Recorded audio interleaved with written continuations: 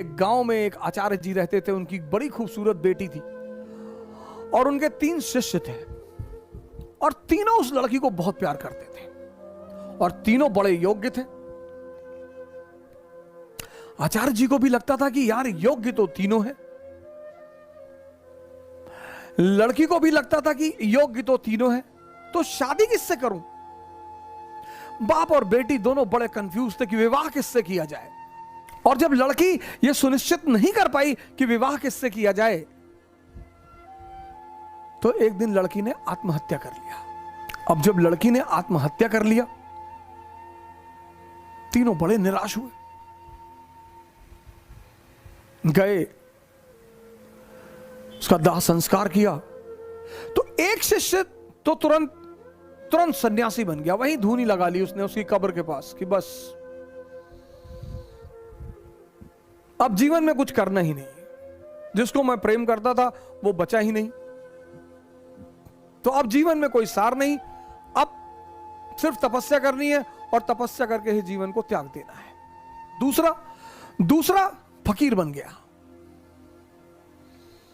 घूमने लगा देश विदेश में। उसे पता था कि हिंदुस्तान में कुछ संत हैं जो फिर से जीवित करने का मंत्र जानते हैं। लगा वो उन संतों को खोजने जो फिर से जीवित करने का मंत्र जानते थे। तीसरा जो उसमें था, वो डेली जाता था, उस मृत शरीर पे मसाला लेप लगाता था, साफ करता था, फिर उसे वहीं रख देता था। अब ये सिलसिला कुछ वर्षों तक चला, 2-4 वर्षों तक चला। तो वो जो घूम रहा था चारों तरफ, फकीर बन गया था, मंत्र की तलाश कर रहा था, पुनर्जीवन देने के मंत्र का जो तलाश कर रहा था, उसे एक दिन कुछ महात्मा लोग मिल गए, वो उस मंत्र को जानते थे। उसने उनकी सेवा की, उन्होंने उसे वो मंत्र सिखा दिया। जैसे ही उसने मंत्र सीखा, वो भगा वापस गांव की तरफ और वापस आकर उसने उस युवती को फिर से जिंदा कर दिया। जब उसने फिर से जिंदा कर दिया, तीनों दावेदार फिर खड़े हो गए और अब तो युवती और सुंदर हो गई। तब उस वेताल ने विक्रम से पूछा कि विक्रम बता कि अब लड़की को किससे विवाह करना चाहिए।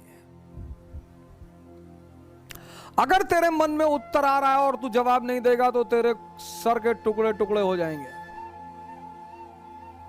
और अगर तूने जवाब दिया तो मैं तुझे छोड़कर चला जाऊंगा।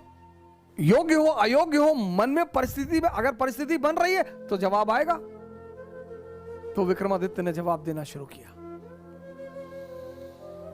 कहा जो मंत्र सीख कर आया और जिसने पुनः जीवन दिया वो पिता तुल्य है। जीवन देना का काम किसका है?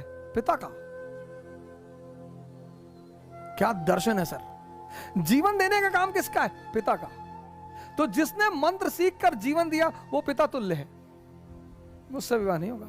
जिसने उस शरीर की सेवा की 4 साल तक, वो पुत्र का धर्म है। सेवा करना पुत्र का धर्म है, वो भी बाहर हो गया। जिसने अपनी ही जिंदगी दांव पे लगा दी, यही प्रेम की कसौटी है, विवाह उससे होना चाहिए।